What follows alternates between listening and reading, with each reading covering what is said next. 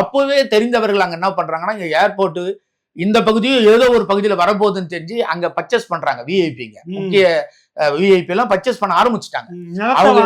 நிலத்தை வாங்கக்கூடியவங்க அந்த நிலத்தை வாங்கக்கூடியவங்க எல்லாம் வாங்கி பெரிய பெரிய அளவெல்லாம் வளர்ச்சி போட்டதுனால பன்னூர்ல அவர்களுக்கு சில இடர்கள் இருக்குது. அவங்க பகுதியே போகும். விமான நிலையம் வந்தா அங்க தன்னுடைய பகுதியெல்லாம் அழிய போகுதுன்னு தெரிஞ்ச உடனே பன்னூரை கைவிட்டுட்டாங்க. பன்னூர்ல இருந்து 7 கிலோமீட்டர் தூரத்துல இருக்கக்கூடிய பரந்தூரை தேர்ந்தெடுத்துட்டு பரந்தூர் விமான நிலையத்தை கட்டிட்டா தான் பகுதி ஒரு 7 கிலோமீட்டர்ல இருக்கு பன்னூர் பகுதி. இது சமையான ஒரு விலையில போய் பயங்கரமான ஒரு லாபத்தை கொடுக்குங்கிற அந்த லாப நோக்கத்தை தவிர தமிழ்நாடு அரசின் வளர்ச்சி திட்டம் பரந்தூரை முடிவு பண்றாங்க சார். இதுதான் உண்மை. சுத்தி இடத்தை வாங்கி போட்டுட்டு தயார் நிலை ஆயிட்டு பரந்தூரை நம்ம டிக் அடிச்சுட்டா பன்னூரை நம்ம இருக்கக்கூடிய இடங்கள் எல்லாம் நிறைய வளைப்போயும் தான் வளர்ச்சி அடையலாம். தமிழகத்தின் வளர்ச்சி அல்ல, தன் வளர்ச்சியை கருத்தில் கொண்டு முன்னாள் ஆட்சியாளர்கள் முடிவு செய்ததுதான் பரந்தூர் பகுதி. இதை நாங்க கொண்டு போய் எந்த அது விஷயமா ஒரு கமிட்டி கூட்டம் போட்டிருந்தாங்க. நீங்க அதுல சந்திச்சு ஒரு பெரிய விளக்கத்தெல்லாம் கொடுத்துருந்தீங்க. என்ன தகவலை சொல்லியிருந்தீங்க? ஐயா, நாங்க என்ன பண்ணோம்னா, திமுக அரசு ரொம்ப நெருக்கடிகளை கொடுக்குது, எப்படியாவது இந்த பரந்தூர் பகுதியில் விமான நிலையத்தை ஏற்படுத்தணுன்ற நெருக்கடி கொடுக்குறாங்க.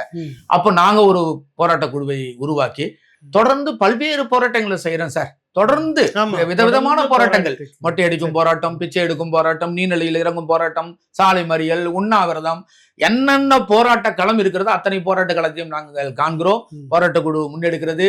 பல்வேறு அரசியல் கட்சி தலைவர்கள், குறிப்பாக நாம் தமிழர் கட்சியினுடைய மதிப்புமிகு சகோதரர் சீமான் அவர்கள், தமிழக வாழ்வுரிமை கட்சி வேல்முருகன் ஐயா அவர்கள், இப்படி எல்லா கட்சி தலைவர்களும், அதாவது அதிமுக திமுக தவிர மற்ற அரசியல் பாட்டாளி மக்கள் கட்சி அன்புமணி ஐயா அவர்கள், இவங்கெல்லாம் களத்துக்கு நேர்ல வராங்க. பல வகையில போராட்ட குழுக்கு உதவி செய்யறாங்க.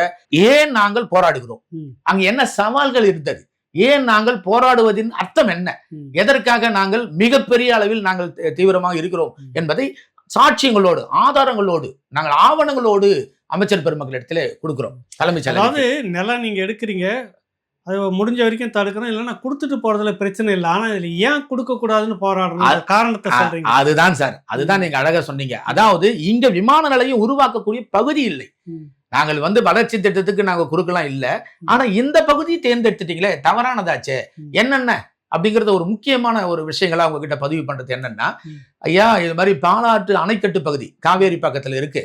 பாலாற்று அணைக்கட்டு, பாலாறு எங்க உருவாகுதோ அந்த பாலாறு டிராவல் பண்ண பகுதியில காவேரி பக்கத்துல ஒரு அணைக்கட்டு பகுதின்னு வச்சிருக்காங்க.